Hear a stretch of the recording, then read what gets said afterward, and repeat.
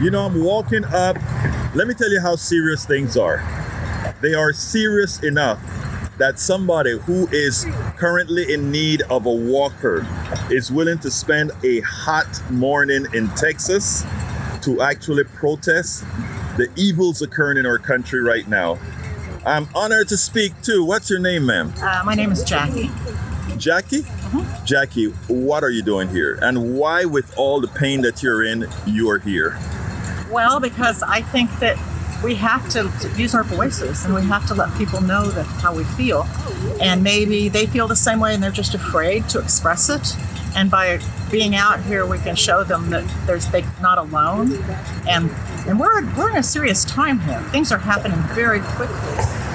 Here in Texas, we're a little isolated because our leaders don't, we kind of keep a cushion. They kind of keep the more liberal, the different thought people keep us down. Right, they try to keep the progressive thought process on. But it's interesting because I just passed one of the signs here, and I keep up with numbers, but I didn't quite see the latest numbers, and it turns out that there are quite a few more Democrats in Texas than there are Republicans. But for some reason, Democrats haven't showed up. I think the activation that many of you are doing right now, being out here and people seeing there are more of you than it's led to believe, that it'll give you the impetus to go out here and participate. I think a lot of people in Texas are waking up to the fact that our leadership does not have our best interest at heart. The thing that's going on right now are Democrats leaving the state in order to keep from voting on doing Trump's will of the gerrymandering. I think that's very heroic, and I think that it's horrific because the flooding that happened, actually FEMA came to Texas under Biden's administration. Right. And they wanted to put in a warning, the siren warning system that's used in a lot of areas that have dangerous weather patterns, and everybody knows that area is flooded. We had fatalities there before, and the fact that our governor turned them down because the money was offered by Democrats, that's shocking, and nobody seems to want to talk about that. And then this agenda that's up before with the gerrymandering, when a few people came back, it did come back on the vote the other night. I don't think anything actually happened on it yet, but he put the gerrymandering ahead of the flood on the docket. You know what is interesting is you said something that is important. They didn't. The Kerr commissioners didn't take it because it was coming from Democrats. The governor didn't take it because it was coming from the Biden administration, who would have gotten credit for it. Mm-hmm. And here's the thing that has killed more Texans than anything else. Mm-hmm. We have been leaving billions of dollars on the table because we have not expanded Medicaid.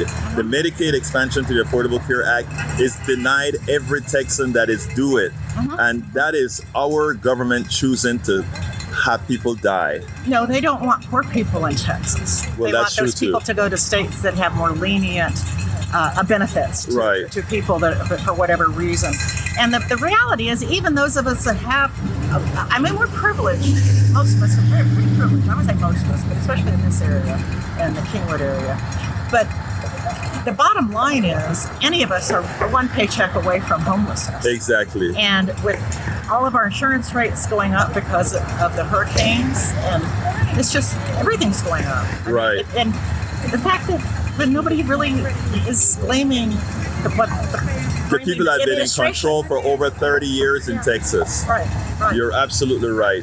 I think that a lot of people are waking up to the realization that Abbott, Paxton's been under indictment since we've lived here, and I've been here almost 30 years. I think Houston is one of the best cities in Texas.